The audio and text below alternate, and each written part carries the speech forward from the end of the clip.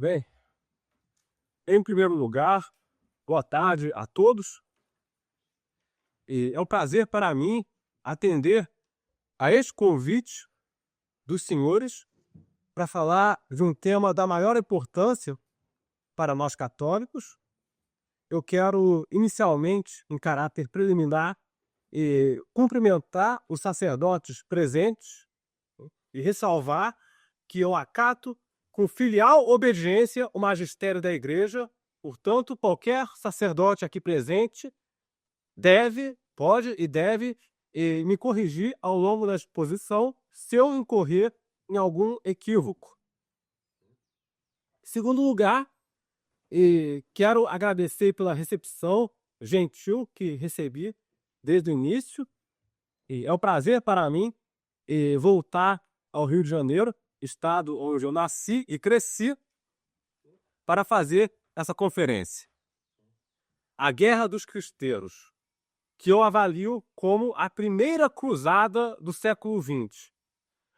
Digo primeira, porque a segunda foi a Guerra Civil Espanhola, vitoriosa, da qual eu já falei em outra oportunidade.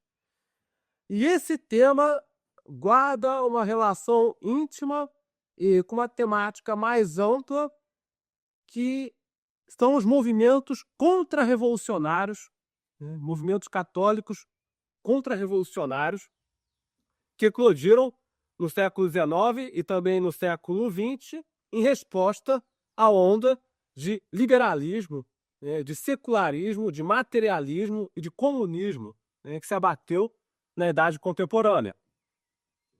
E a Guerra dos Cristeiros, portanto, ela se inscreve numa tradição ibérica, portuguesa, espanhola, ibero-americana, de reação aos movimentos revolucionários promovidos pela maçonaria, deste lado do oceano e também do outro lado do oceano, em Portugal e na Espanha. Então, portanto, o miguelismo, o carlismo, a Guerra dos Cristeiros, a Guerra Civil Espanhola, esses episódios fazem parte de uma grande epopeia, às vezes bem-sucedida e às vezes frustrada, no sentido de restaurar a cristandade, ou salvar o que restou dela. É um tema que me impõe uma grande responsabilidade. E, dito isto, eu preciso pegar minhas anotações, só um instante, eu esqueci de pegar minhas anotações, até para falar do roteiro, muito obrigado, que nós vamos seguir. E, dito isso, eu inicio a exposição, que será formada por 6 capítulos. Os antecedentes do caso, o início da perseguição anticatólica no México durante o governo de Plutarco Elias Calles. Depois falarei, no capítulo 3, do conflito, do início do conflito propriamente dito. Depois falarei das características políticas e militares do movimento cristeiro. Falarei, em seguida, da evolução do conflito armado, do envolvimento dos Estados Unidos e, por fim, dos acordos de paz assinados entre a Santa Sé e o governo mexicano. Começo, portanto, pelos antecedentes. A Guerra dos Cristeiros, ela foi o prosseguimento de uma série de episódios de perseguição à Igreja Católica que se sucederam na Iberoamérica desde o início do século XX, desde o momento em que a Iberoamérica se separou de Portugal e da Espanha, em consequência das revoluções promovidas pela maçonaria nesta parte do mundo. Os senhores devem saber que todos os movimentos de independência das nações ibero-americanas com exceção da Guatemala, talvez, que se separou depois, né, com a secessão, desmembramento do Estado Federal, né, mas sem nenhuma exceção, os movimentos de independência que eclodiram na Iberoamérica no início do século XIX foram revoluções promovidas pela maçonaria com apoio da coroa britânica, com o objetivo de desmembrar o Império Espanhol, inclusive a independência do Brasil. Mas isso seria tema para outra exposição. Consequentemente, o México, desde o início da sua existência como país independente, ele sofreu um influxo das ideias liberais. Para que os senhores tenham uma ideia e possam se situar, tanto a esquerda como a direita mexicana tiveram sua origem em agrupamentos maçônicos. A direita mexicana teve a sua origem no rito escocês, introduzido pelos ingleses no México, um pouco antes da chamada independência, e a esquerda mexicana, por sua vez, teve a sua origem no rito iorquino, introduzido pelo embaixador norte-americano, Joel Poinsett, né, que serviu no México logo após a emancipação do país. Então foi esse senhor, o primeiro embaixador dos Estados Unidos no México, que introduziu no país o rito de York, que por sua vez deu origem à chamada esquerda, ou seja, aquela maçonaria mais jacobina, mais anticlerical. Inclusive, ele foi expulso do México por conta disso. Ele foi expulso do México. E se os senhores quiserem uma boa fonte a respeito desse assunto, escrito por um jornalista filiado ao movimento cristeiro, eu sugiro o livro Hispano en los Destinos de México. O autor chama-se José Elguero Videgaray, que inclusive foi exilado, teve que fugir do México durante a Guerra dos Cristeus. Excelente livro, onde ele radiografa tanto a origem da esquerda e da direita no México, como faz uma exposição da anexação do Texas, né, dos problemas, né, que os Estados Unidos causaram ao país desde as primeiras décadas do século XIX, e menciona sucessivos governos mexicanos. Né. É uma boa fonte, uma fonte confiável, católica, para quem deseja estudar essas primeiras décadas da história mexicana. E a história do México foi, inclusive, mais conturbada do que a nossa, em razão das sucessivas mudanças de regime que o país atravessou no século XIX. Vou passar bem rapidamente, porque isso é uma introdução e nós queremos chegar no assunto principal. Mas o México, nos seus primeiros anos de independência, ele se estabeleceu como monarquia. Poucas pessoas lembram disso, mas além do Brasil, outros 2 países desse continente adotaram a forma de governo monárquica, mas durante um curto período. Um deles foi o Haiti. A monarquia durou o quê? 1 ano. E o outro foi o México. A monarquia também durou muito pouco, menos de 2 anos. Governada por um general, Agustín Iturbide, que assumiu o trono com o título de Augusto I, mas a experiência não funcionou e o país, a partir daí, embarcou em sucessivos regimes republicanos. Alguns mais anticlericais, outros menos. E um desses regimes republicanos foi responsável pela Primeira Guerra Religiosa do México. Então, a Guerra dos Cristeiros não foi a primeira guerra civil ensejada ou provocada pela perseguição anticlerical.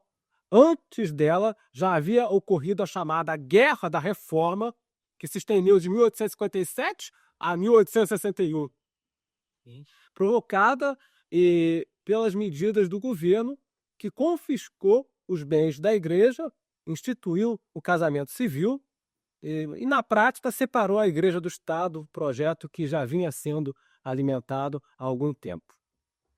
Portanto, a Guerra dos Cristeiros foi o segundo conflito armado interno que o país atravessou em razão de perseguições religiosas. Então, é importante ter isso em mente para entender por que os católicos mexicanos desenvolveram uma resiliência, né, uma tradição de resistir, né, enfim, eles se habituaram a esse tipo de episódio, né. Então vieram sucessivas experiências republicanas, e sobreveio a anexação do Texas, desastrosa para o México. Depois sobreveio a guerra com os Estados Unidos, que se estendeu de 1846 até 1848, e nesse conflito, infelizmente, o México perdeu 1/3 do seu território, perdeu a Califórnia, perdeu outros pedaços do seu território. E o país só encontrou alguma estabilidade na fase do Porfiriato. Houve ainda uma segunda experiência monárquica, que eu não vou citar, não vou descrever, uma segunda experiência monárquica introduzida pela França, né, quando a França invadiu o México em 1863 e depois acabou saindo em 1867, botou ali um nobre austríaco, mas a experiência não funcionou bem, né, então o país voltou a ser república. Então notem vocês uma história bem conturbada. Monarquia, república, perda de território para o vizinho maior, guerra com o vizinho maior, guerra civil provocada por perseguição religiosa, depois uma invasão francesa que introduz uma monarquia, depois nova república, e por fim, a única fase de relativa estabilidade e prosperidade, que foi o Porfiriato, período assim denominado em razão do papel central que nele desempenhou o presidente Porfírio Dias. Porfírio Dias governou o México, se eu não me engano, de 1876 até 1911. Se eu estou correto, né, se as minhas fontes não me engano, isso, exatamente, 1876 até 1911. Às vezes com o presidente da República, diretamente, às vezes nos bastidores, mas usando como preposto alguma figura decorativa aí na frente. Então notem que ele governou o país durante um longo período. Existe uma boa fonte para estudar o Porfiriato, que é o livro escrito por Dom Francisco Banegas Galvão, bispo de Querétaro, cofundador do Partido Católico Nacional. E o livro se chama O Porquê del Partido Católico. Por quê? O título já diz, né? O título já indica o propósito da exposição, né? A partir de dado momento, os católicos decidiram se organizar num partido porque perceberam que nem a chamada direita, os chamados conservadores, merecia confiança. Então eles concluíram que precisavam de um partido próprio para se defender. E assim surgiu o Partido Católico Nacional. Então, segundo o bispo de Querétaro, nesse livro, o Porfiriato caracterizou-se por uma relativa estabilidade e prosperidade econômica e por um arrefecimento da perseguição anticlerical. Porfírio Dias não era religioso. Inclusive, há quem diga que era filiado à maçonaria.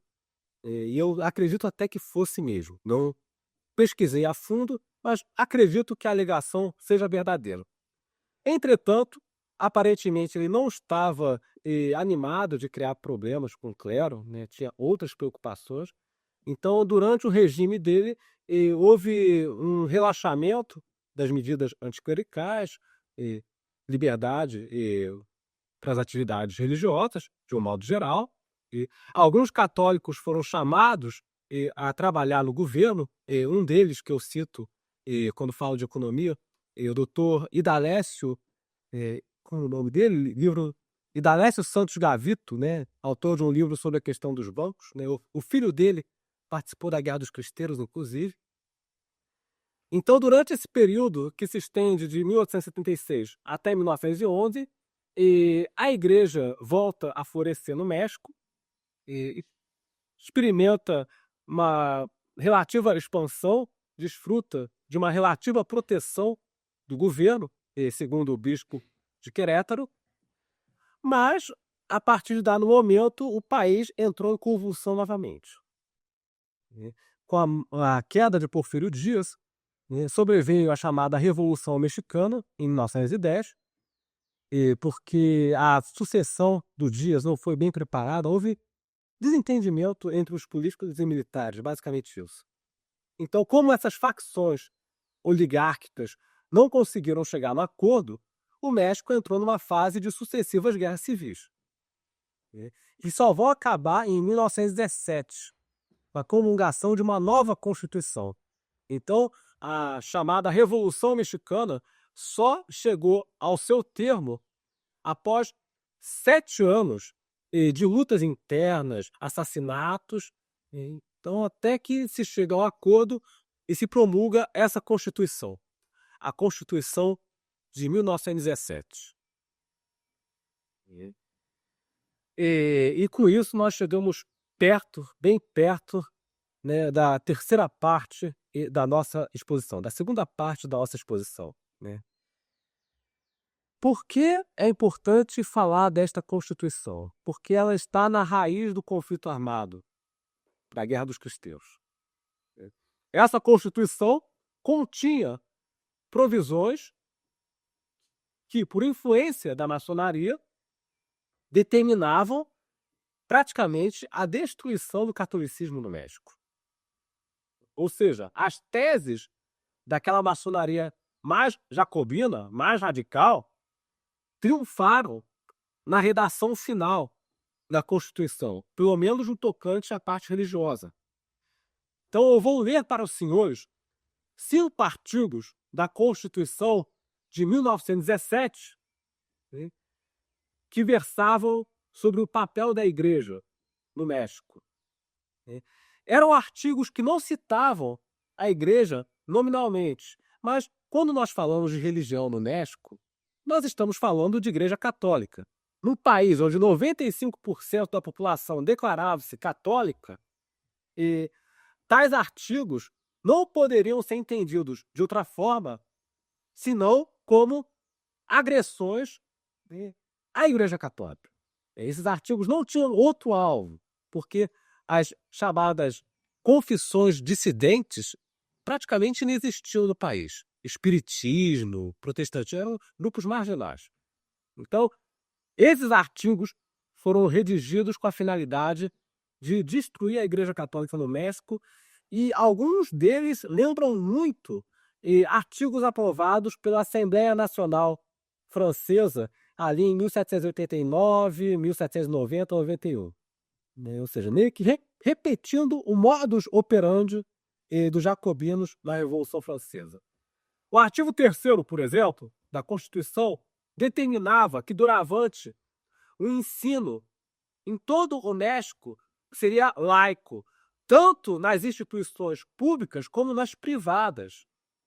Ou seja, ficava abolida a possibilidade de que a Igreja, as ordens religiosas, continuassem a manter os seus colégios com seus próprios recursos. Então, para o governo não interessava se a escola era pública ou particular.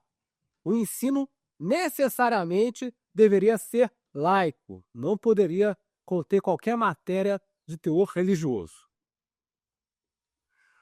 O artigo 5º, por sua vez, determinava a supressão dos votos religiosos, o voto de pobreza, o voto de obediência. Esses votos foram considerados textualmente atentatórios aos direitos do homem. Essa expressão deve ser familiar para os senhores. Essa expressão remete à Declaração dos Direitos do Homem, aprovada pela Assembleia Nacional da França, ali em 1791, salvo engano meu. Então, o governo considerava atentatório às liberdades e aos direitos do homem qualquer compromisso de natureza laboral que impusesse a uma das partes voto de obediência, voto de pobreza, voto de castidade. Então isso praticamente destruía as ordens religiosas no México, subvertia a hierarquia eclesiástica.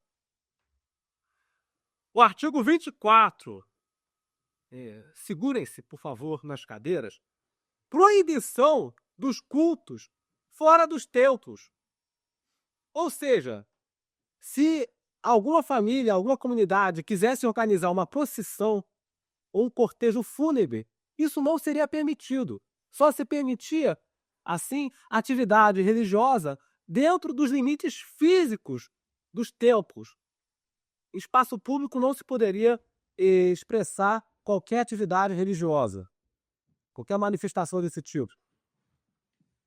O artigo 27, por sua vez, determinava o confisco dos bens imóveis da igreja e a supressão da beneficência religiosa, ou seja, dali para frente, a beneficência, as atividades de assistência ao pobre deveriam ser desempenhadas exclusivamente por entidades sem religião.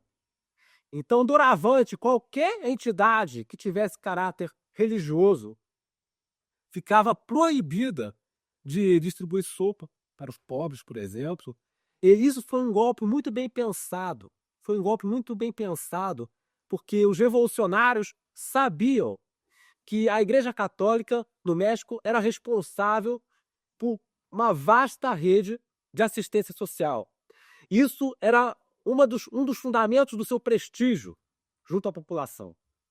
Então, até quem não era católico respeitava a igreja por saber que ela mantinha, ao seu redor, uma vasta rede de assistência aos desvalidos. Então, esse golpe foi muito bem pensado para cortar a base de apoio da Igreja Católica, desconectá-la das classes desvalidas e redirecionar a lealdade, a relação de dependência das classes desvalidas para as entidades de filantropia.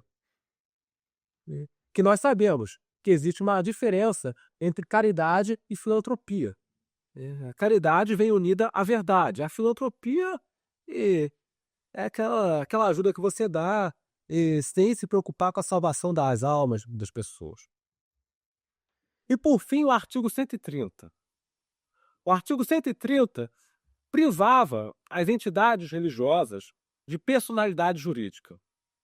Ou seja, doravante, nenhuma instituição religiosa poderá ostentar personalidade jurídica. Por que eles deram esse passo? Para impedir que a igreja pudesse se defender nos tribunais. Porque, óbvio, para que uma instituição possa postular perante os tribunais, ela precisa, em primeiro lugar, ter registro de personalidade jurídica, enfim, ser reconhecida como entidade, senão nem existe perante a justiça. Então, esse golpe foi pensado para impedir a defesa judicial da igreja em futuros litígios com o governo. Esse mesmo artigo 130 também proibia a entrada de sacerdotes estrangeiros no México. Inclusive, aqui no Brasil, infelizmente, o governo imperial adotou uma medida similar.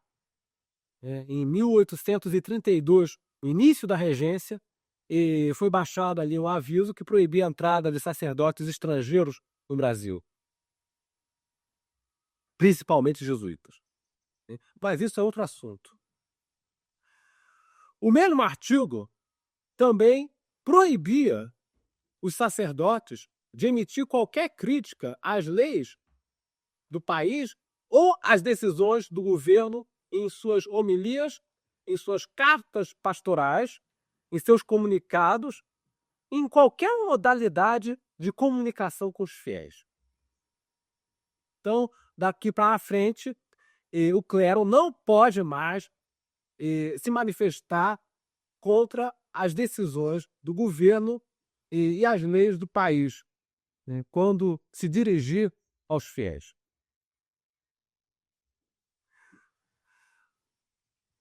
O mesmo artigo 130 também dispunha que doravante não seria mais permitido erguer templos ou paróquias sem autorização do governo. Então, a Constituição mantinha os templos existentes, mas fazia depender do governo autorização para erguer novos. E, por fim, o mesmo artigo 130 proibia a existência de partidos políticos vinculados a crenças religiosas. Esse inciso aqui foi dirigido especificamente contra o Partido Católico Nacional, o partido esse fundado em 1911, exatamente com a finalidade de montar uma trincheira política para os católicos. Então, notem vocês que foi uma perseguição sistemática, planejada, muito bem pensada pelos homens que influenciaram com sucesso a redação dessa Constituição, promulgada em 1917. Depois eu posso distribuir aos senhores uma cópia desta Constituição para que os senhores vejam com vossos próprios olhos. E com isso nós passamos à segunda parte da nossa exposição. O início da perseguição religiosa por iniciativa do presidente Plutarco Elias Calles, que governou o México de 1924 a 1928. Por que a perseguição começou no governo dele? Notem que nós temos aí um lapso entre 1917 e 1924. Nesse intervalo, o México teve dois presidentes, o Carranza e o Obregón. Nenhum deles era religioso. Mas nenhum deles se animou também de botar a Constituição em prática.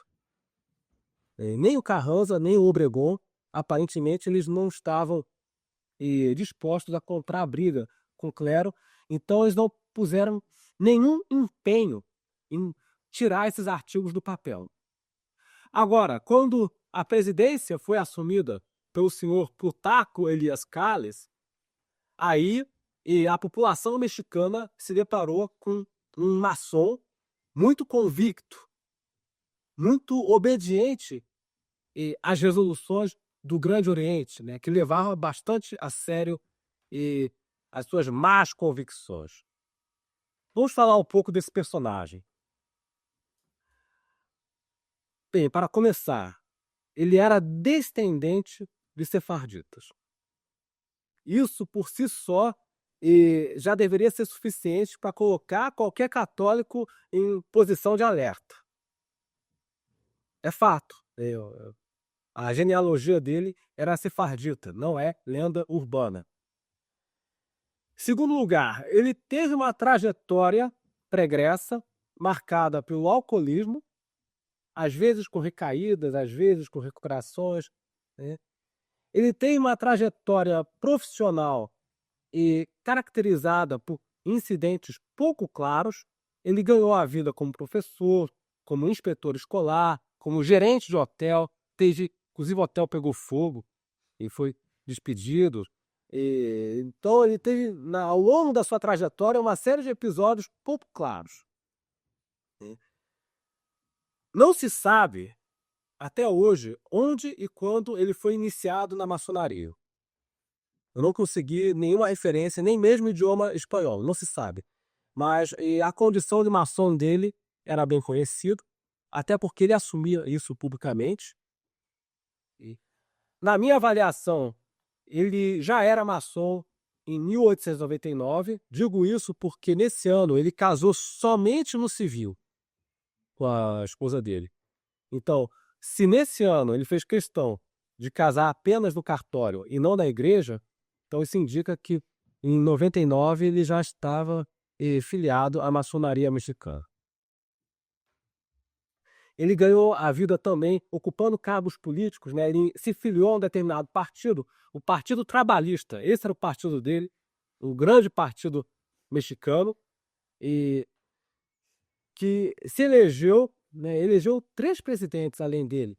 E na época era um partido, hoje não existe mais, mas naquela época era um grande partido, né? Tipo, o típico partido de esquerda, às vezes caindo para centro-esquerda.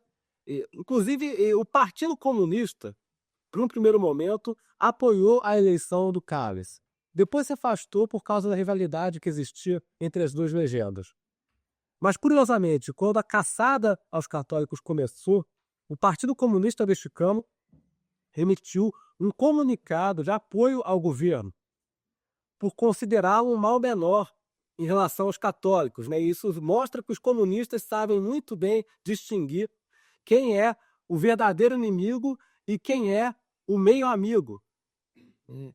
Então, o Partido Comunista Mexicano, embora na oposição, embora perseguido pelo Partido Trabalhista, apoiou a caçada aos católicos quando a Guerra Civil começou.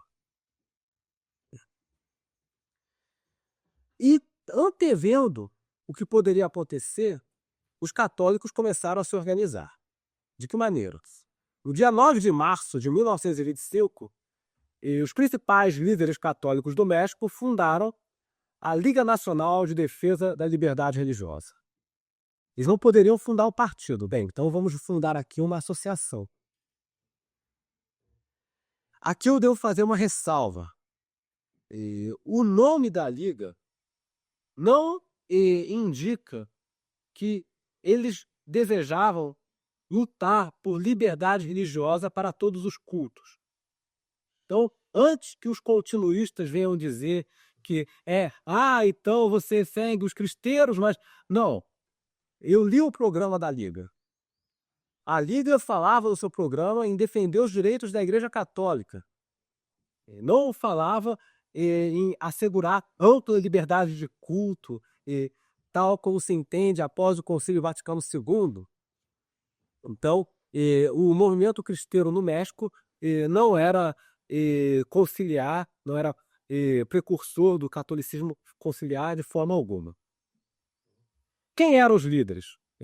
São personalidades extraordinárias. Miguel Palomar Vizcarra, professor de economia, fundador do Partido Católico Nacional. Luiz Gonzaga Busto Munoz, líder da entidade beneficente que existe até hoje, os Cavaleiros de Colón, nos Estados Unidos e no México.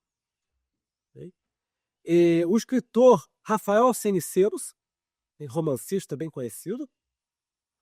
E o doutor René Capistran Garza, advogado, ex-presidente da Associação Católica da Juventude Mexicana. Eu vou falar deles mais detidamente adiante, para que os senhores tenham uma ideia de como eles pensavam e qual era o projeto que eles tinham para o país.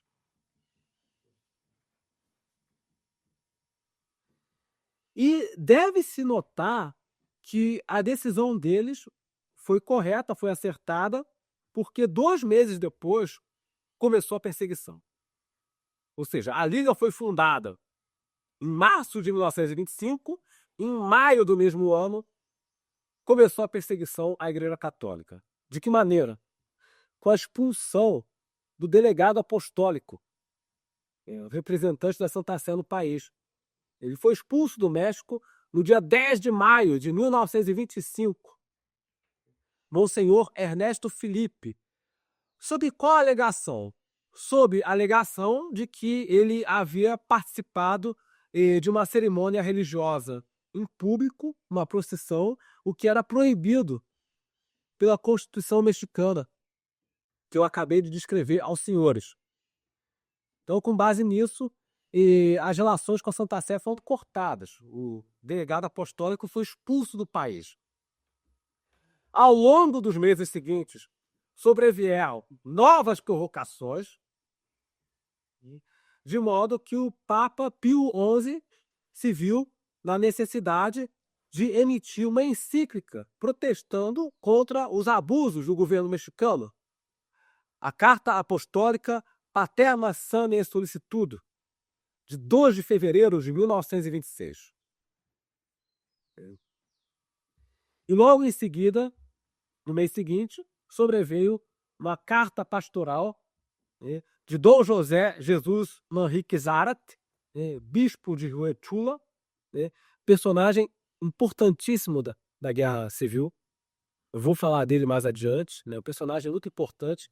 Era o mais refratário a qualquer acordo. Era o mais combativo, porque havia divisões no clero. O clero mexicano ele se dividiu a respeito de qual linha de ação deveria ser seguido. Havia aqueles que queriam partir para o confronto e aqueles que apostavam numa negociação para se chegar ao acordo, a um modus vivendi. Eu vou falar disso mais detidamente adiante. Mas esse bispo, o Dom Manrique Zárate, foi um personagem importantíssimo e demonstrava ter uma concepção política muito bem elaborada, né, pelos escritos que deixou.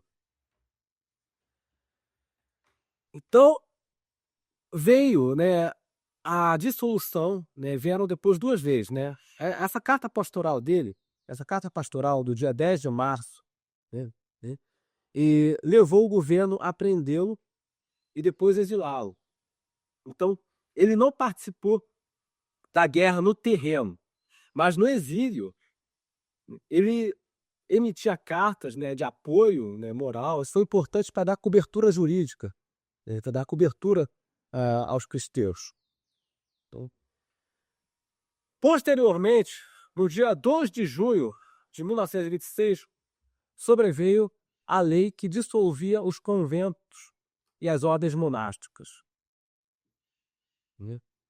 E deu-se início ao confisco dos bens da igreja, conforme previsto na Constituição. Então, notem vocês que o presidente Calles estava muito determinado a fazer cumprir aquelas disposições que outros presidentes haviam deixado em banho-maria. Diante dessas medidas do governo, o episcopado mexicano, na sua unanimidade, emitiu uma carta pastoral, em primeiro lugar, protestando contra as decisões do governo. Em segundo lugar, suspendendo as atividades no interior dos templos. Qual foi o sentido dessa decisão? Não é que o clero estivesse se rendendo. O clero não queria legitimar a autoridade do governo para autorizar atividades religiosas. Ora, se as atividades religiosas daqui para frente vão depender de licenças do governo, então nós preferimos não celebrar coisa alguma, vamos suspender as atividades nos templos.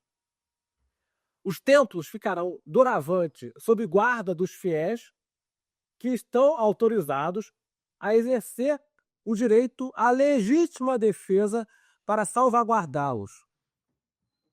Esse é um documento importante, né?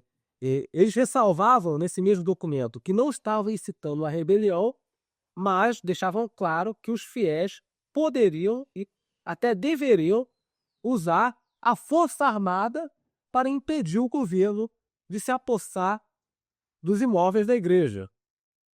E aí nós entramos na fase do conflito armado mesmo. O início da guerra instalou no dia 3 de agosto de 1926. Ali, naquela data, ocorreram os primeiros choques armados entre fiéis católicos e autoridades policiais que tentavam fazer cumprir as disposições que o governo havia abaixado. Com mortes, inclusive, né, com o uso de armas de fogo. Então, considera-se que o dia 3 de agosto de 1926 foi o início da Guerra Civil no México, em razão desses incidentes armados em Guadalajara e também em Sahuayo. Nesse mesmo mês, no dia 29 de agosto, ocorreu a primeira batalha campal de grandes proporções entre as forças cristeiras e as forças do governo, né? A Batalha de Huechuquila.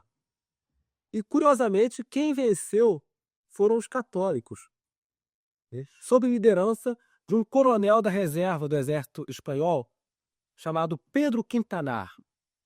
Esse foi o primeiro militar a aderir ao campo cristeiro. Eu vou falar mais adiante desse aspecto militar e da guerra, porque isso explica por que os católicos foram capazes de sustentar uma resistência tão aferrada e bem-sucedida, né? Porque tiveram adesão de certos quadros militares.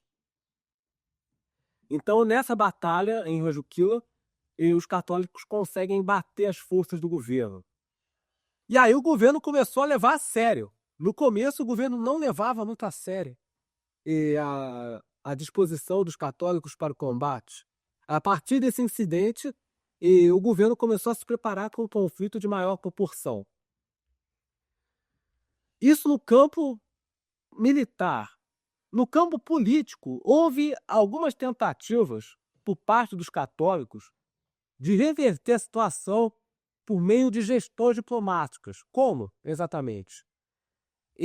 Os Cavaleiros de Colombo, essa entidade beneficente que eu já mencionei e que existe até hoje, enviaram uma delegação a Washington para dialogar com o presidente dos Estados Unidos, Calvin Coolidge, do Partido Republicano, que é o partido conservador, assim, né, o partido que muitas pessoas da direita consideram um bastião, né, da civilização ocidental, seja lá o que for eles entendam por civilização ocidental. Né? Mas eles enviaram, então, uma delegação para dialogar com o presidente, conseguiram ser recebidos pelo presidente no dia 1º de setembro de 1926, mas não obtiveram sucesso na tarefa de convencê-lo a apoiá-los, ou pelo menos reduzir a sua colaboração com o governo mexicano. Eu vou ler para vocês a resposta do presidente norte-americano. Uma declaração que ele fez ao público no dia 8 de setembro de 1926. Abre aspas. A disputa entre a igreja e o governo Calles é uma questão exclusivamente interna do México, que não pode ser discutida no âmbito das relações internacionais, ou seja, no âmbito da diplomacia entre os dois países. Prossegue. O único interesse dos Estados Unidos nesse litígio é a proteção dos direitos americanos naquele país. Lá na frente eu vou explicar o que são esses direitos americanos no México. Prosseguindo. O governo dos Estados Unidos não vê como atender, portanto, ao pedido dos Cavaleiros de Colombo. Fecha aspas. Então, o presidente americano bateu a porta na cara dessa delegação católica e que procurou convencê-lo a apoiá-los ou pelo menos reduzir o nível de cooperação que existia naquele momento entre o México e os Estados Unidos. Então, todas as portas estavam fechadas. Não havia para onde correr, nem dentro nem fora do país. Então, diante disso, a Liga Nacional de Defesa da Liberdade Religiosa lançou 2 manifestos decisivos, que oficializaram a situação de guerra. O primeiro desses documentos foi o Manifesto de El Paso, que declarou o governo ilegítimo, conclamou a população a se levantar em armas contra o presidente Plutarco Elías Calles e estabeleceu as primeiras diretrizes para o pós-guerra. E o segundo documento, lançado dias depois, foi o chamado Manifesto à Nação, que oficializou o estado de guerra. A partir desse momento, nós estamos em guerra contra o governo federal. Eu tenho um documento, depois eu posso distribuir para os senhores esses 2 documentos na íntegra, para que os senhores leiam, que eram documentos que usavam uma linguagem violenta, né? Se referia ao governo como quadrilha, né? Matilha de bandidos, etc. Então, era um governo inteiramente legítimo. Então, esses documentos, principalmente o segundo, publicado no dia 1º de janeiro de 1927, oficializaram o estado de guerra entre os católicos mexicanos e o governo federal. E com isso, nós chegamos à terceira parte da nossa exposição, desse nosso diálogo, né, onde eu falarei das características políticas e militares do movimento cristeiro. Eu diria que esse é o aspecto mais interessante e menos estudado da Guerra dos Cristeiros, o projeto de nação cristã. Porque aqui no Brasil se costuma pensar que o movimento cristeiro buscava tão somente dar um basta na perseguição. Mas quando você lê os dois manifestos, você percebe que eles tinham um horizonte muito mais ambicioso, que era derrubar o governo, tomar o poder e instituir um Estado católico no lugar da república existente. Então, eles tinham uma concepção política muito elaborada, eu vou falar disso para os senhores, em detalhes. Eu acho que o aspecto mais interessante, e é por isso que eu qualifico a Guerra dos Cristeiros como uma cruzada, porque eles queriam promover uma autêntica contra-revolução. Ou seja, derrubar o Estado liberal maçônico e erguer no seu lugar o Estado católico, disciplinado pela doutrina social da Igreja. Eu acho que é o aspecto mais interessante e mostra como eles tinham uma concepção política e econômica elaborada, muito à frente dos católicos atuais do Brasil. Começarei lendo os trechos finais do Manifesto de Alpazo. Os iniciadores deste plano assumirão, respectivamente, os cargos de chefe do Poder Executivo e o comando das Forças Armadas do país.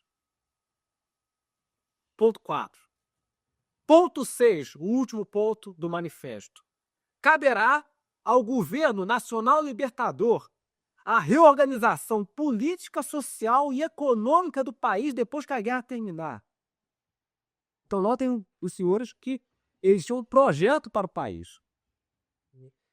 E aí eu acredito que muitos dos senhores estão se fazendo a pergunta que eu também me fiz, que inevitavelmente nós ficamos curiosos, né? Qual era o programa deles, né, em detalhes, né? Por que eles pensavam botar em prática depois que tomassem o poder, né? Então, a resposta está nos artigos e livros que os próprios líderes do movimento cristeiro deixaram para a posteridade. Eu vou fazer uma breve descrição de como eles pensavam em termos políticos e econômicos e como isso pode servir de lição e orientação, se me permitem assim falar, da condição de leigo, e para o movimento católico no Brasil dos dias de hoje. Então eu vou pegar aqui alguns textos dos líderes. Bem, eu comentei agora há pouco que um dos líderes da Liga era o Dr. Miguel Palomar Vizcarra, professor de economia universitário, fundador do Partido Católico Nacional. Ele escreveu um trabalho que pode ser encontrado na internet, intitulado As Caixas Raiffeisen, apresentado no terceiro Congresso Católico do México em 1906. E nesse trabalho, de mais ou menos 20 páginas, ele apresenta o cooperativismo como uma solução para libertar os camponeses e agricultores mexicanos da usura, que ele percebia como muito persistente no ambiente rural mexicano, né? Os camponeses e agricultores frequentemente perdiam suas terras, suas casas para os bancos. Então, nesse trabalho, desenvolve, né, um caminho, né, uma parceria, a ideia de uma parceria público-privada, né, de modo a viabilizar uma saída, né, para a agricultura mexicana, que libertasse, né, os fazendeiros, né, os produtores, das garras dos bancos. Né? Interessante falar nesse tema. Né? Ele também escreveu alguns livros, né? Um deles, publicado em 1936, La Misión Histórica de México. Né? E o outro, que eu consegui uma cópia na íntegra, se chama O Pensamento Cristeiro. O Pensamento Cristeiro. E esse livro, na verdade, é a transcrição de um discurso que ele fez no enterro de um companheiro, e é um verdadeiro libelo contra a política dos Estados Unidos em relação ao México. Então, aqui vai uma informação decepcionante para os nossos neoconservadores. Eu sei que não há nenhum dessa plateia, graças a Deus, mas há alures, né? Essa é uma informação decepcionante para eles. Os líderes do movimento cristeiro não eram pró-americanos e também não eram adeptos da Escola Austríaca de Economia, né? Pelo contrário, eram adeptos do corporativismo no sentido econômico, em matéria de política externa. Eles olhavam com bastante hostilidade para aquele vizinho poderoso que tantas vezes prejudicou o país, né? Isso é o que se depreende desses textos escritos pelo doutor Miguel Palomar Vizcarra, que eu acabei de citar, né? As caixas de Tafeln, que eu acabei de mencionar, e esse livreto é o Pensamento Cristeiro. Então pode-se imaginar, né, que eles, uma vez no poder, adotariam providências para reduzir a situação de dependência e vulnerabilidade em que o México se encontrava com relação ao seu vizinho mais poderoso, os Estados Unidos. Outro líder cristeiro que deixou alguns escritos interessantes que ajudam a jogar a luz sobre o projeto de nação que eles tinham para o país era o Dr. René Capestran-Garza. Inclusive, ele foi eleito líder supremo do movimento assim que a guerra começou. Foi ele que assinou esses 2 manifestos que eu mencionei agora há pouco, que oficializaram o estado de guerra. Então, assim que ele foi eleito líder supremo, saíram esses 2 manifestos. E, percorrendo os escritos desse advogado, nós podemos também visualizar como eles pensavam em termos econômicos e políticos.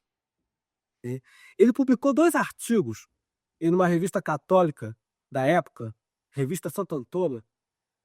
O primeiro artigo, intitulado Catolicismo e Sindicalismo, em que ele desenvolve, né, a ideia do sindicalismo católico, dos corpos intermediários da sociedade, da aplicação da Rerum Novarum, né, da aplicação da doutrina social da Igreja como solução para o litígio entre capital e trabalho. Então, ele estudava o magistério da Igreja e estudava caminhos de implementá-lo na prática, na gestão das relações capital-trabalho. E o outro artigo que ele publicou na mesma revista chamava-se Rácia é o Estado Corporativo, rumo ao Estado Corporativo. Vejam os senhores que concepção política elaborada esse homem tinha, rumo ao Estado Corporativo. Então, podemos especular que o movimento cristeiro, caso tivesse chegado ao poder, buscaria construir um Estado católico, né, corporativo, fundamentado no magistério da Igreja. Esses 2 artigos muito interessantes, publicados na revista Santo Antônio, volumes 17 e 18, um após o outro. Então, essa é a notícia boa que eu tenho a respeito do Dr. Garza, líder supremo do movimento cristeiro. Ele tinha uma concepção política e econômica muito alinhada à doutrina social da Igreja. A outra notícia, essa não tão boa. Anos depois, muitos anos depois, no final dos anos 60, ele aderiu à posição sede-vapontista. Inclusive, ele explicou as razões dessa decisão em um livro datado de 1969, intitulado El reto político de la falsa iglesia, o desafio político da falsa igreja.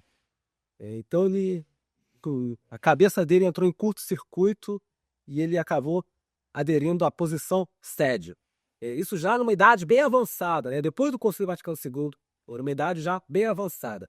Mas não deixa de ser uma figura interessante. É uma figura muito interessante que deixou uma produção bibliográfica e um legado político digno de respeito. Então, por esses artigos e por esses livros, nós podemos ter uma ideia de qual era o projeto de nação que os cristeiros tinham em mente, né, para quando conseguissem derrotar o governo e assumir o poder, porque o manifesto deles, como já disse, declarava textualmente: caberá ao governo nacional libertador a reorganização política, social e econômica do país. Vejam que movimento interessante. Com isso, eu retomo, né, a minha descrição das características políticas e militares do movimento cristeiro. Deixa eu me encontrar aqui, né, onde eu estava, né. Falei das características políticas, né, do movimento político. Entro agora nas características militares que ajudam a entender por que eles conseguiram resistir por tanto tempo. Porque os senhores devem estar se perguntando como uma multidão de camponeses sem preparo conseguiu sustentar um impasse estratégico, como se diz nos manuais do Exército, durante praticamente 3 anos contra um exército regular, contra forças policiais e militares regulares. Aí nós entramos no aspecto militar. Eles conseguiram sustentar a resistência por 2 motivos. Primeiro, eles tinham apoio popular. E nós sabemos, nos manuais do Exército, que um movimento guerrilheiro consegue resistir quando tem apoio da população, para despistar as forças do Exército. Então, até mesmo aquelas pessoas que não estavam engajadas diretamente no conflito ajudavam com mantimentos e ajudavam despistando as autoridades. Então, quando as autoridades percorriam o campo atrás dos cristeiros, eles mentiam. Você viu o fulano de tal? Não vi. Para onde fugiu? Ah, fugiu naquela direção. Na verdade, tinha fugido naquela outra direção, né? Então, com isso, eles conseguiam confundir e desgastar as forças do governo.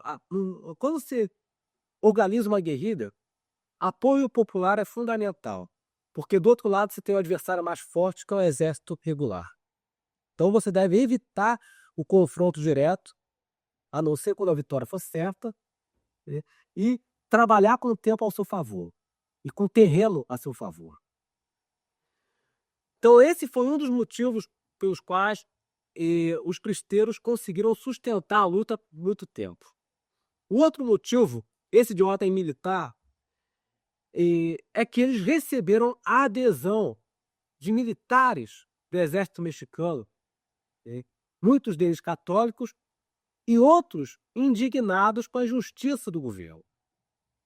Então, muitos militares mexicanos, alguns da ativa e outros da reserva, aderiram ao lado cristeiro, organizaram a guerrilha na forma de exército regular, deram treinamento, né, deram preparo, e aí as forças se equilibraram.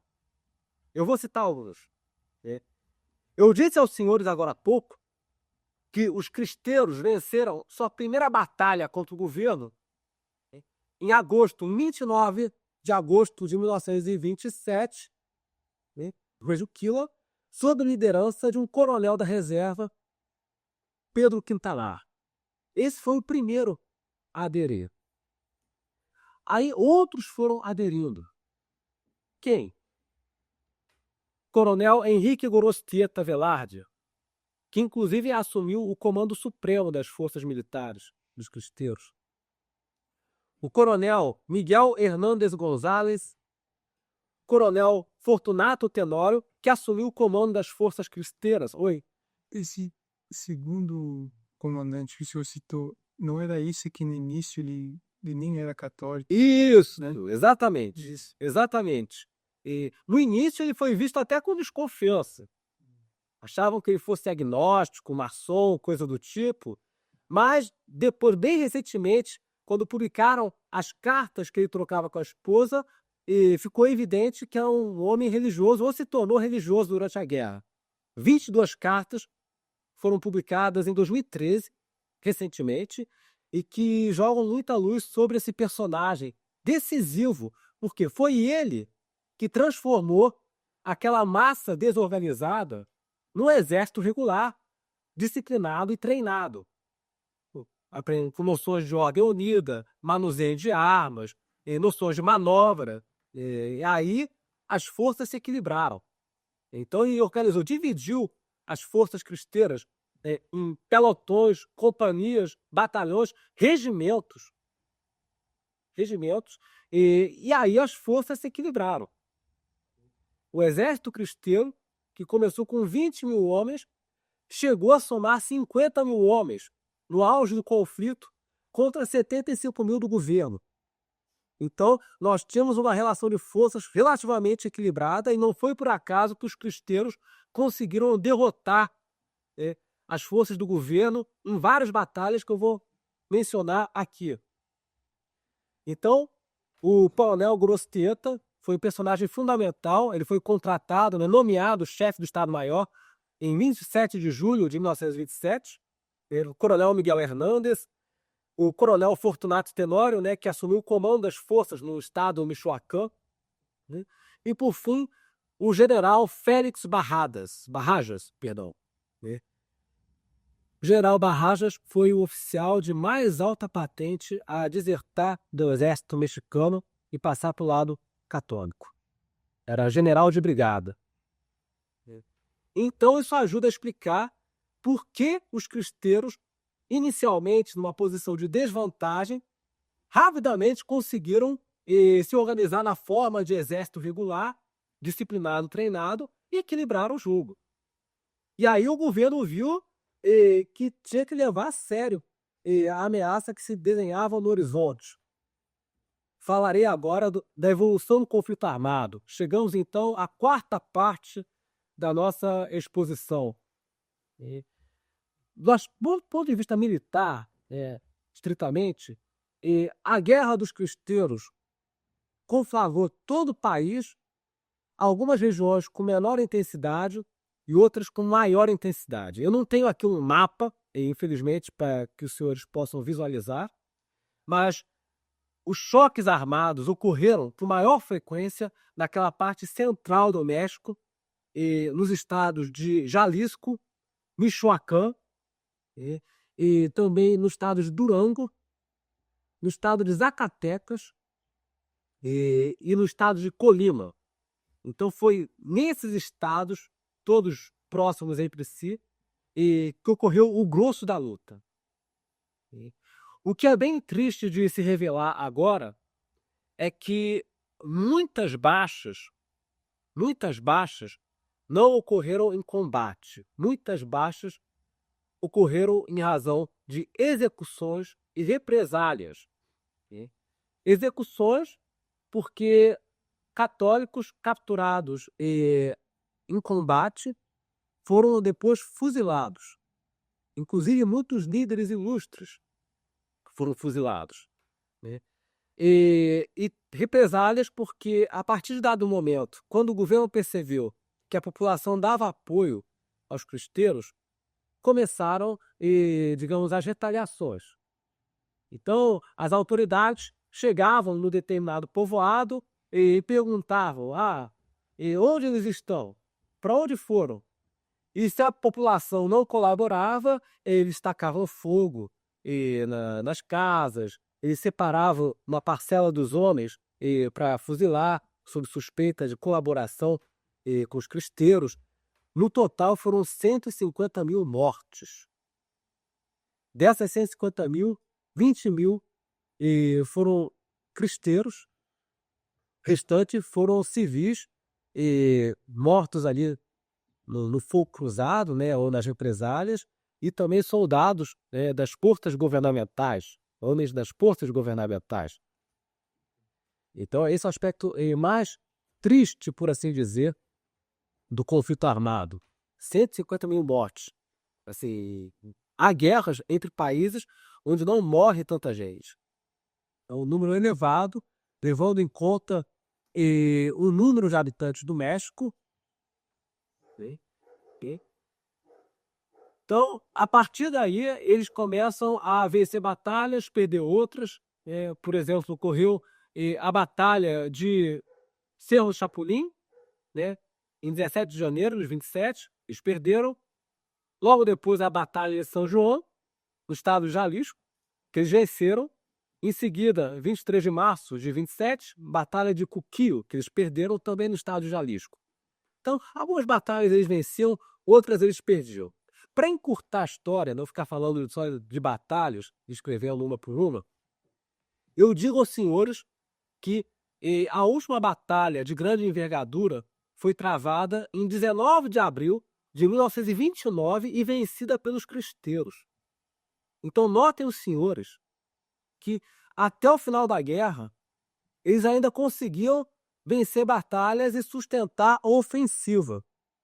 Por isso que, na minha avaliação, era possível conseguir um acordo melhor do que o que foi assinado. É claro, isso é um juízo muito particular, mas um acordo ruim você aceita como está na defensiva. Quando você está na ofensiva, talvez haja condições para acordo melhor. Mas houve falhas de comunicação que eu vou explicar por que. É um pensamento comum na tradição, mas na França, que só perderam porque foram traídos pelos bispos progressistas com o apoio dos bispos americanos e acabaram enganando. E o XI também não foi prudente também não, mas no campo de batalha eles teriam ganhado. Sim, Opinião também? meu juízo é que no campo de batalha eles ainda tinham condições de vencer quando o acordo havia sido assinado. Eles ainda estavam na ofensiva. Tanto é que ocorreu essa batalha, né, 19 de abril, e meses depois, em junho, foi assinado o acordo de paz. Então, o impasse ainda estava de pé no campo de batalha. Então, claro, pode-se discutir, etc. Né? Tem um livro de um sacerdote, o padre Lauro Lopes Beltrán, onde ele expressa essa opinião que o senhor acabou de descrever. Ele é partidário dessa tese. E eu, até certo ponto, tendo a endossar o parecer desse sacerdote, que eu vou mencionar no final. Essa opinião também não se refere. Também? Então, estou em boa companhia. Então, estou em boa companhia. Se eu tenho ao meu lado o Marcelo Lefebvre, me sinto mais seguro para expressar esse juízo. De fato, na minha avaliação, pegando, pondo em perspectiva o desenvolvimento do conflito armado, a sequência das batalhas, os efetivos de lado a lado, o desgaste do governo, o fato de que o novo presidente era mais propenso a ceder, o Emílio Gil Porte já não era mais o Calles. Quando o acordo foi assinado, o Calles já havia deixado a presidência e entrara no poder outro presidente, que, embora também fosse anticlerical, era mais concessivo. Então, a meu juízo, havia ainda condições para vencer a guerra ou talvez obter um acordo melhor. A revogação de todas aquelas leis. Uma reforma constitucional que revogasse todas aquelas leis. Essa é uma avaliação minha. E eu vou explicar aqui no final por que os acordos foram tão ruins, usando como fonte esse livro que eu mencionei agora há pouco. Que, como os senhores podem ver aqui, o exército cristeiro ele conseguia ombrear com o exército oficial em desempenho, treinamento. Inclusive, muitos desses militares que eu citei, que aderiram ao campo católico, eram veteranos de guerra. Eram homens que já haviam tido experiência de combate nas guerras civis do México de 1912, 13, 14. Então, eles levaram para o lado católico essa expertise da arte da guerra e rapidamente transformaram aquela milícia desorganizada num exército regular, bem treinado e capaz de bater as forças oficiais em sucessivas ocasiões, em sucessivos combates. Eles conseguiram travar o jogo, pelo menos eles conseguiram. E tinha um apoio popular. Eu citei esses comandantes militares da ativa e da reserva que passaram para o lado católico, Mas o exército cristeiro também teve sacerdotes guerreiros. Um deles, que eu preciso mencionar, notório pela sua bravura, foi o padre Aristeu Pedrosa, capturado e executado pelas forças governamentais durante a guerra. Muitos deles foram executados, o que é triste. Outro muito famoso, o padre José Reis Veiga, morto em combate, à frente dos seus comandados. Outro, esse era advogado, Dr. José Anacleto Gonzalez Flores. Esse senhor, ele já havia experimentado um combate quando era mais jovem, quando organizou a chamada Falange da Pátria, com o objetivo de expulsar as forças do exército norte-americano que haviam tomado o porto de Veracruz, no México, em 1914. Poucas pessoas lembram disso, mas o exército norte-americano, em 1914, ocupou um porto do México. Isso foi objeto de litígio, né? E, nessa ocasião, voluntários se apresentaram para lutar contra o invasor norte-americano, inclusive esse que eu acabei de citar, do Dr. José Anacleto. O o bispo Manrique Zaratz, esse que não queria acordo de jeito nenhum, inclusive, quando era padre, em 1914, havia distribuído uma homilia aos seus fiéis, conclamando a população a botar os americanos para fora do porto, né, em Veracruz. Então, notem os senhores que eram homens com histórico combativos, com histórico de luta. Personagens interessantíssimos, né? Principalmente quando você pega o que eles deixaram em matéria de produção bibliográfica. E a respeito desse bispo, que eu gosto muito de mencionar, Dom Manrique Zaratz, há uma mini biografia, né, intitulada Del Catolicismo Social ao Nacionalismo Católico. Numa tradução aproximada, do catolicismo social ao nacionalismo católico, um artigo escrito pela professora Patrícia Lopes, em que ela, com base nos escritos do bispo, apresenta, refina o seu pensamento. Para estudar o conflito armado em si, eu consultei algumas fontes, porque eu noto que poucas pessoas citam, é curioso isso, as pessoas deveriam citar as memórias de quem participou do conflito, principalmente do lado católico. Eu usei muito as memórias deixadas por alguns combatentes cristeiros. Um livro, Por Deus e por la Pátria, escrito pelo padre Heriberto Navarrete Flores, participante dos combates. As memórias de Dom Jesus Degolado Guizar, né, comandante militar cristeiro.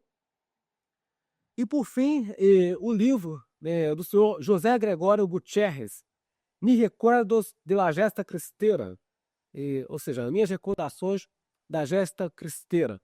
Então, por meio desses depoimentos dos sobreviventes, dos veteranos da Guerra dos Cristeiros, nós podemos ter uma noção do que se passou, dos motivos que levaram muitos militares mexicanos a passar para o lado católico. Como eu já disse, né, como está descrito nessa bibliografia, muitos aderiram por convicção religiosa e outros aderiram porque consideravam muito injusta a conduta do governo mexicano.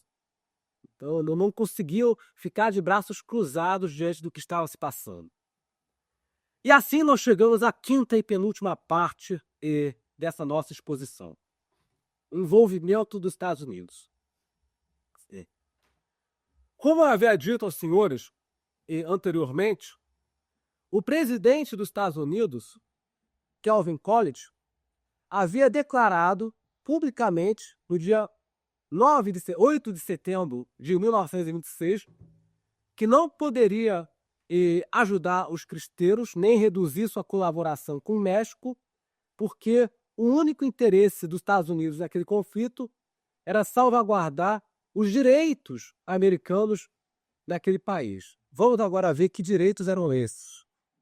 Quais eram os interesses dos americanos no conflito e como eles se portaram.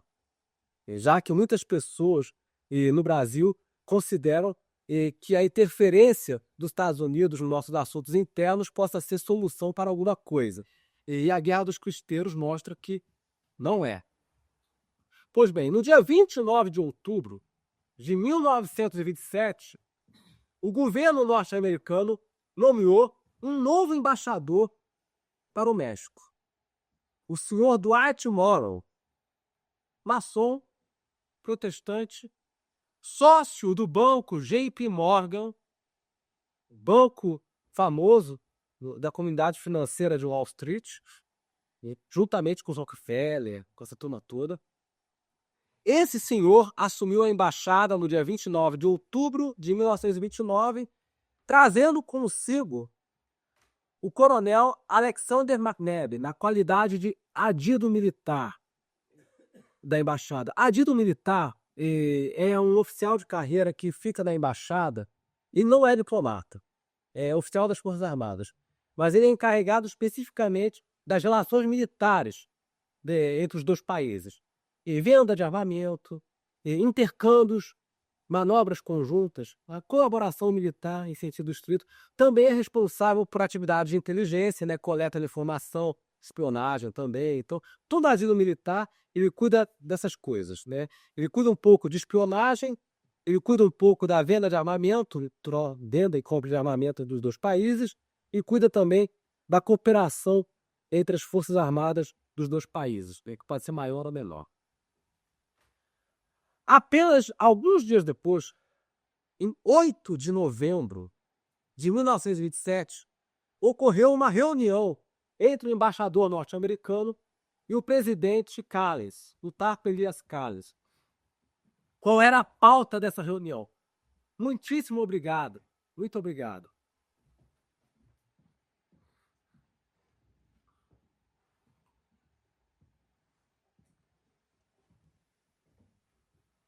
Qual era a pauta dessa reunião entre o embaixador dos Estados Unidos e o presidente Calles? O embaixador norte-americano apresentou uma demanda que os Estados Unidos queriam resolver há bastante tempo. Há bastante tempo não, já há alguns anos. Uma demanda relacionada à exploração das jazidas de petróleo do México. Por quê? Um pouquinho antes, em 26 de dezembro de 1925, o presidente Calles havia baixado uma lei conhecida como Lei Petroleira, que modificava o marco regulatório da exploração de petróleo no México. E essa lei foi considerada prejudicial aos interesses norte-americanos. Por quê? Pelo marco regulatório anterior, as petroleiras eram proprietárias das jazidas e podiam explorá-las no ritmo que julgassem melhor. Com o advento da nova lei, as petroleiras passaram a ser tão somente concessionárias e das jazidas, ou seja, não eram mais titulares da propriedade, e a exploração das jazidas seria regulada pelo governo de modo que o ritmo de extração não levasse ao esgotamento muito rápido das reservas. Então, o governo americano tinha muito interesse em ver essa lei revogada ou modificada, porque afetou os interesses da família Rockefeller e de várias petroleiras americanas presentes no país. O presidente Calles concordou com a exigência, mas impôs duas condições. E foi por isso que o chamado Acordo Morrow-Calles ficou conhecido como Acordo do Sangue por Petróleo. Quais foram as condições ditadas pelo presidente Calles? Ele queria, em primeiro lugar, a renegociação da dívida externa mexicana, que o México, naquele momento, não conseguia honrar seus compromissos externos, estava numa situação de quase moratória, então ele aproveitou e disse ao embaixador dos Estados Unidos: olha, já que o senhor é ligado ao Banco Morgan, a toda essa turma de Wall Street, né, é homem forte do governo americano, eu quero uma renegociação das dívidas eu quero prazos mais longos, eu quero isso, aquilo. E a segunda exigência que ele fez: eu quero que o senhor suspenda o embargo que o governo americano determinou com relação à venda de armas para o México. Por quê? Naquele momento, o governo americano não estava permitindo a venda de armas para o México em razão de uma resolução conjunta aprovada pelo Congresso norte-americano. A resolução número 124 de 31 de janeiro de 1922. Nos termos dessa resolução, aprovada pelos senadores e deputados nos Estados Unidos, o governo americano não deveria permitir a exportação de armas e munições para países da América Latina que estivessem em guerra civil, a não ser que o presidente decidisse em contrário com uma boa justificativa. Então, por conta disso, o México não conseguia importar armas e munições para combater os cristeiros. Então, o presidente Calles botou essa exigência na mesa. Eu quero o fim do embargo. Eu quero uma decisão do presidente norte-americano que autorize a venda de armas para o meu exército, porque eu preciso liquidar os católicos que estão aí conflagrando o país. E essas duas decisões, essas duas exigências foram aceitas pelo embaixador Morrow. As duas. Assim sendo, o embaixador Morrow chamou uma dupla de peritos do setor bancário norte-americano para avaliar a situação financeira do México e elaborar um plano de rescalonamento da dívida externa. E também emitiu um telegrama solicitando ao Departamento de Estado que liberasse imediatamente o pedido de armamento que o governo havia feito. E assim sendo, eu vou até dar a data, isso tudo que eu estou dizendo está registrado na correspondência diplomática do governo norte-americano, publicada na coleção Foreign Relations of United States. Para quem não sabe, o governo americano, de tempos em tempos, publica essa coleção de livros com documentos que perderam seu sigilo. Ou seja, caiu o sigilo, aí todo mundo pode ver. Então, é possível ver exatamente o que foi dito. Então, no dia 30 de dezembro de 1927, o Departamento de Estado autorizou uma remessa de equipamento militar e munição para que o Exército do México pudesse combater os católicos e tentar desempatar o jogo. E o relatório dos peritos, por sua vez, ficou pronto no dia 25 de maio de 1928. Então, o presidente Calles, em troca da revogação dessa lei, obteve o que queria do governo norte-americano, ou seja, a renegociação da dívida e equipamento militar sofisticado para liquidar os católicos. E essas negociações transcorreram, como já disse, entre outubro e novembro de 1927, e o mais infame é que foi exatamente nesse mês de novembro de 1927 que ocorreu o fuzilamento do padre Miguel Pró, cujo quadro está aqui nesta sala, para que todos nós possamos ver. Há uma foto famosa em que o padre aparece de braços abertos.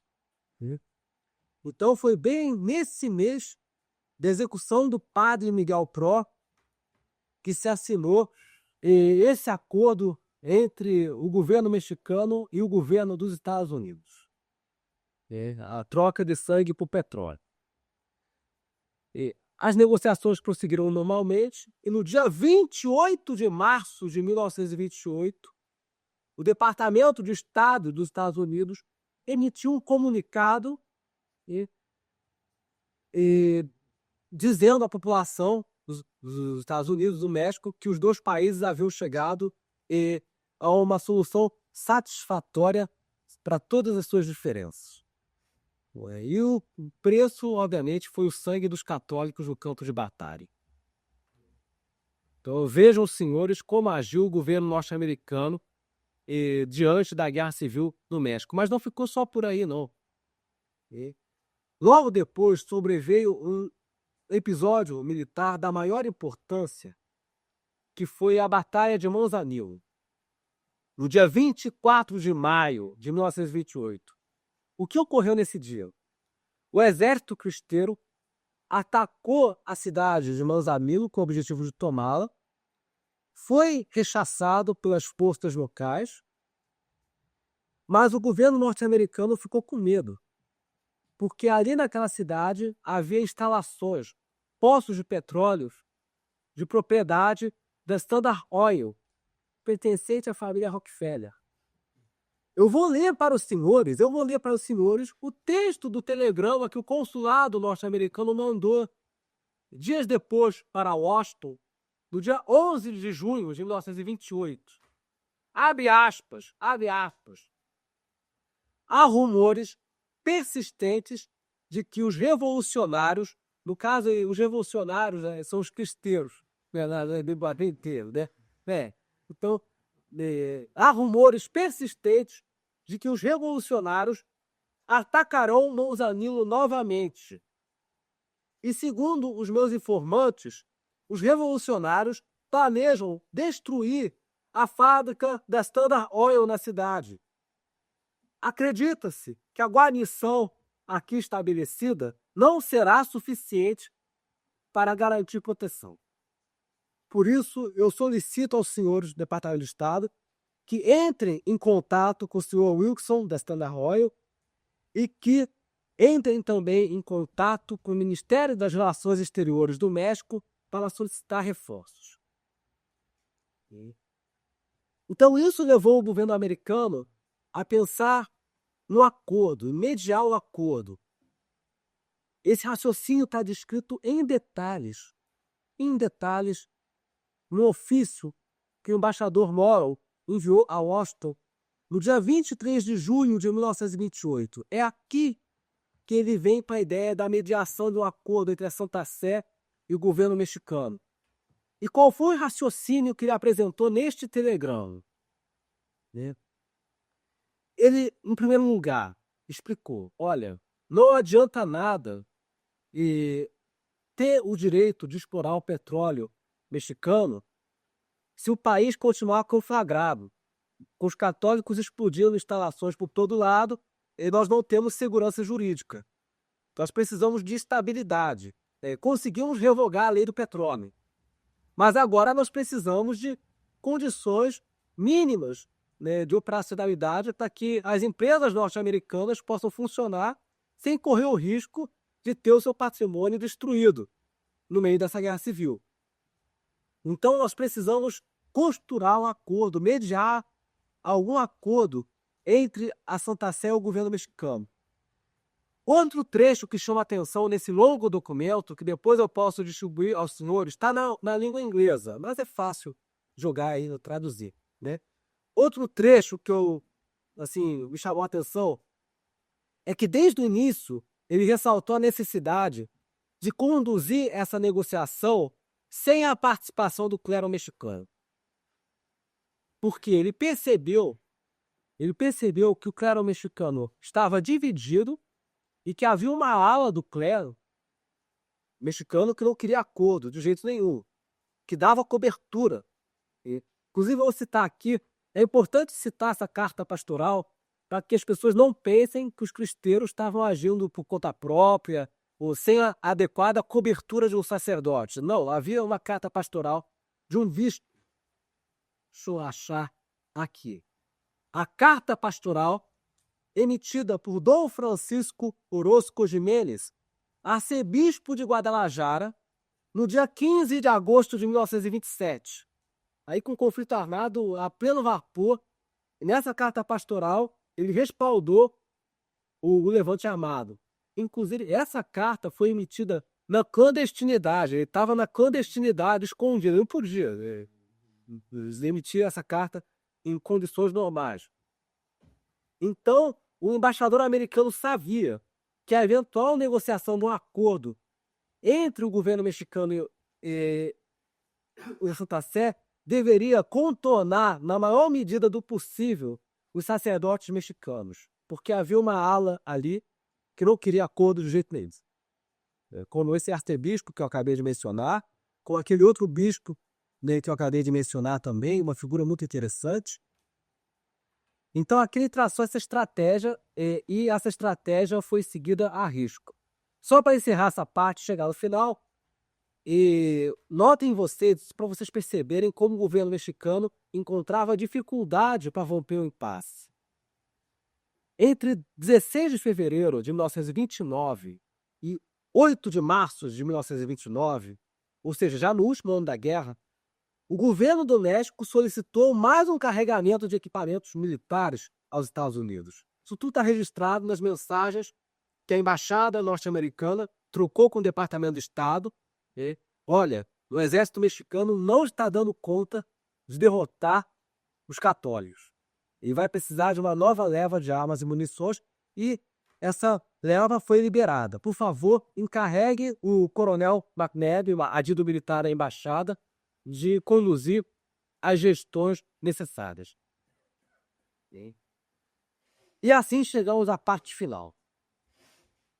Os acordos de paz, assinados em junho de 1929.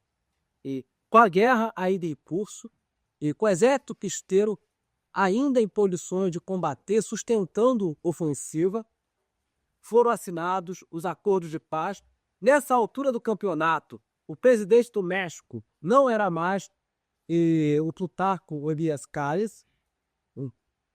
No final de 1928, inclusive tem uma confusão na sucessão presidencial, ocorreu inclusive uma confusão, porque o candidato eleito, Obregón, foi assassinado por um cristeiro, e aí o Congresso precisou escolher um presidente novo, marcar novas eleições para eleger outro presidente, o Emílio Portes Gil, que tomou posse no dia 1º de dezembro de 1928. Então coube a ele negociar e assinar um acordo com o delegado apostólico enviado pela Santa Sé, Monsenhor Leopoldo Ruiz Pores. E aqui eu passo a palavra ao padre Lauro Gomes Beltrán, autor de um livro a respeito do conflito, intitulado La Persecução Religiosa em México, a perseguição religiosa no México. E não estou usando as palavras dele exatamente, mas estou reproduzindo a narrativa dele a respeito desse despecho. Segundo o padre Beltrán, a negociação e conclusão desse acordo foi marcada por determinadas falhas que comprometeram o seu resultado. Ele, em primeiro lugar, observa que o delegado apostólico enviado pela Santa Sé, ele foi direto para os Estados Unidos, que era o chamado território neutro, onde as negociações estavam ocorrendo. E uma vez nos Estados Unidos, ele e o seu secretário foram conduzidos até o México num vagão de trem incomunicáveis. Foram mantidos incomunicáveis ao longo da viagem, México adentro, porque aparentemente havia a intenção deliberada por parte dos norte-americanos, do governo mexicano, de evitar que eles pudessem escutar a versão, o relato e a avaliação dos prelados mexicanos e dos cristeiros também. Bem, dos cristeiros nem se fala, né? Eles estavam totalmente à margem. Então, o governo norte-americano e também o governo mexicano mostraram um cuidado incomum em evitar qualquer comunicação entre o delegado apostólico enviado pela Santa Sé, que quem sabe teria tomado outra decisão se tivesse... Cara, isso é tudo pura especulação da minha parte, né? Mas talvez tivesse tomado outra decisão ou pedido consultas à Santa Sé, que se tivesse escutado o relato do clero mexicano. Uma vez do México, eles foram levados para a casa de um banqueiro e ali foram mantidos incomunicáveis também. E só quem tinha acesso a essa residência era o emissário do governo mexicano, o presidente do México, o embaixador norte-americano. Inclusive, o acordo foi redigido na língua inglesa pelo embaixador norte-americano e continha expressões de teor protestante maçônico, segundo o padre Beltrán observa nesse livro. Por exemplo, o embaixador norte-americano usou uma expressão tipicamente protestante, serviços religiosos, para se referir aos sacramentos, né, a atividade de ministrar sacramentos e possessões, como se fosse um serviço, né, que a iniciativa privada presta para as pessoas. Então, houve essas falhas.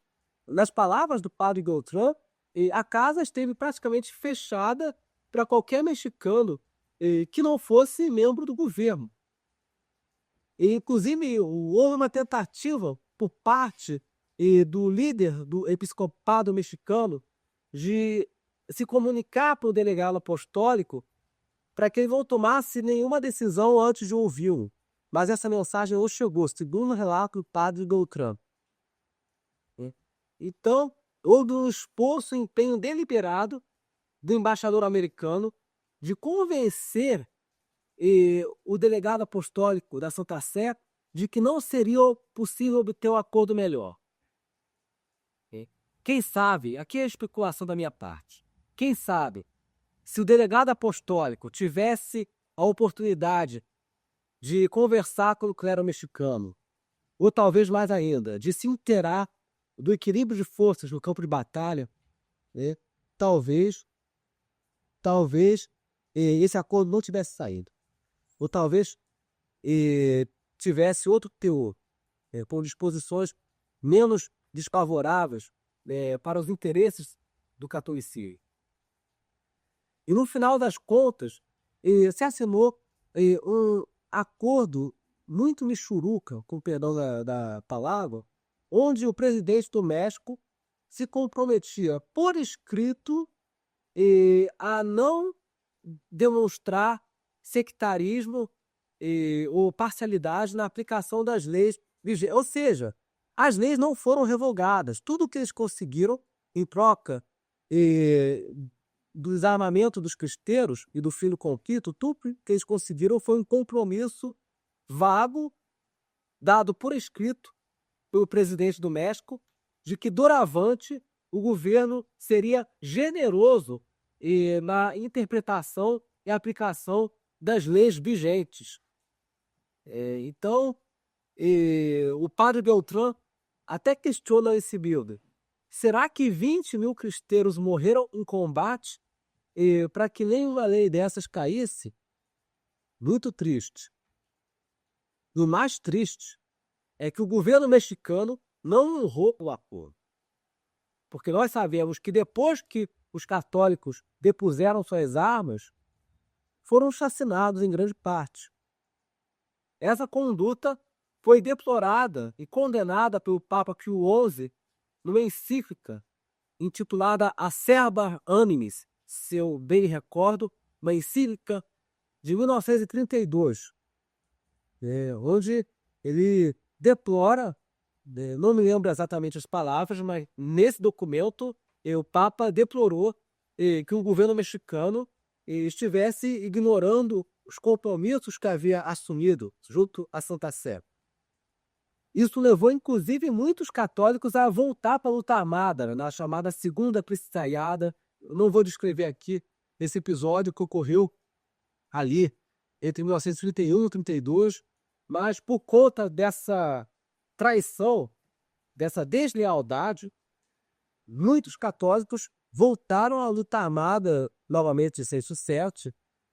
Ali as condições já eram outras, né? A situação já havia se modificado.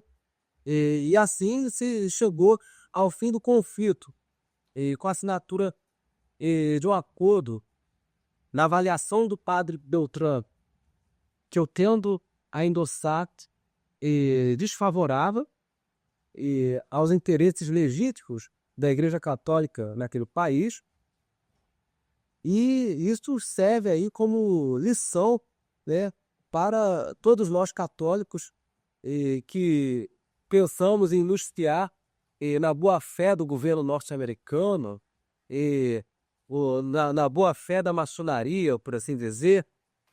Não é fácil negociar com essas pessoas ou lidar com esses atores políticos. Nem por isso nós devemos dizer que foi tudo em vão, porque o ensinamento permanece.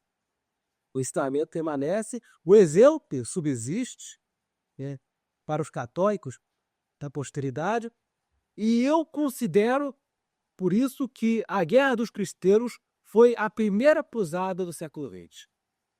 Porque o objetivo dos seus líderes era empreender uma autêntica contra-revolução, como eu demonstrei para os senhores aqui, ao exibir o programa político, o plano, o projeto nacional que eles tinham para o país, ao contrário da Cruzada Espanhola, que foi bem sucedida e que resultou na instauração do Estado Católico, aqui no México não se teve o mesmo êxito, que, a meu ver, faltou uma coordenação e uma comunicação perfeita entre o extrato militar, o extrato político e o nível eclesiástico aqui em cima.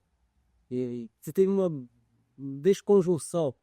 Então isso comprometeu o sucesso do lado católico. Mas nem por isso nós devemos pensar que foi tudo em vão. O exemplo, o legado permanece. Era isso que eu tinha a dizer aos senhores. Eu espero que os senhores tenham apreciado essa exposição, né? E fico à disposição de todos para eventuais perguntas. Viva Dom Miguel e viva Cristo Rei! Uma colocação. Um padre mexicano não foi um só, não. Ele atribui o fato de muitos sindicalistas no México a esses acordos e parte da São Cação. Uns ficaram tão decepcionados e ficaram assim, fragilizados que quando vê a tese sindicalista, que as suas boas foram por cima como esse general preferido. Isso. Exatamente. Eu acho que isso contribuiu. E uma desilusão, né? Se sentiram traídos. O do Santa Sé impediu fazer isso dessa maneira.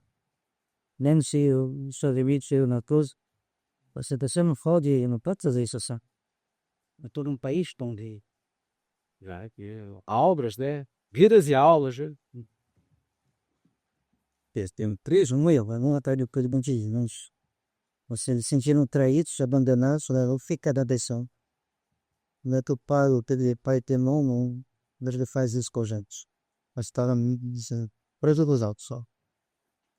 Te diz que o país tem massas antecipadas, homem. Faz sentido. A tese faz bastante sentido. Desilusão, né? Sensação. Uma caracterização na feia também, mas... Inclusive, o principal mentor do vacantismo é mexicano, se não me engano, Padre Sáenz Ayala, né? Só. Irmão, é isso, não? Esse é o que eu conheço, né? É mexicano, né, que escreveu o livro Complô contra a Igreja. É uma tese que faz bastante sentido. Mas o defende isto, não se culpa de ser. Não fez só enganado, não. Bom, eu tenho culpa na Federação da São Francesa e nesse caso aí também. Alguém tem o que há muito, porque daqui a pouco temos que ir para fazer este evento, como nós estamos naquele lado. Mas acho que não vai não. Eu gostei muito que show dessa parte é exposto na prática o povo, o povo. O importante para que a gente vê que concretamente depende disso, o sucesso. Fundamental. Fundamental, né? Uma força guerrilheira que está enfrentando um exército regular, apoio popular, é fundamental. Inclusive, para se transformar depois em exército regular. Pois não? É verdade que os indígenas que pertenciam aos antigos territórios mexicanos que eram católicos, ajudaram de alguma forma na guerra? Eu ouvi dizer que eles contrabandeavam armamentos. Sim, na fronteira com os Estados Unidos. Tanto é, e eu esqueci de mencionar isso, mas nesses telegramas trocados entre fevereiro de 1929 e março de 1929, há uma mensagem em que o embaixador norte-americano ele transmite o pedido do governo mexicano para patrulhar melhor a fronteira e evitar o contrabando de armas. Ou seja, estava havendo um fluxo clandestino de armas para os cristeiros, apesar do esforço para evitar que isso acontecesse, né? Então, tem ali uma mensagem, eu deveria ter mencionado isso, está aqui nos telegramas, em que o embaixador transmite esse pedido do governo mexicano. Olha, eles estão reclamando que as armas estão passando, apesar da vigilância em que nós queremos fornecer armas apenas para o governo mexicano. Não queremos que as armas entrem para ajudar os cristãos. Então isso é verdade. Aconteceu. Temos que, bom,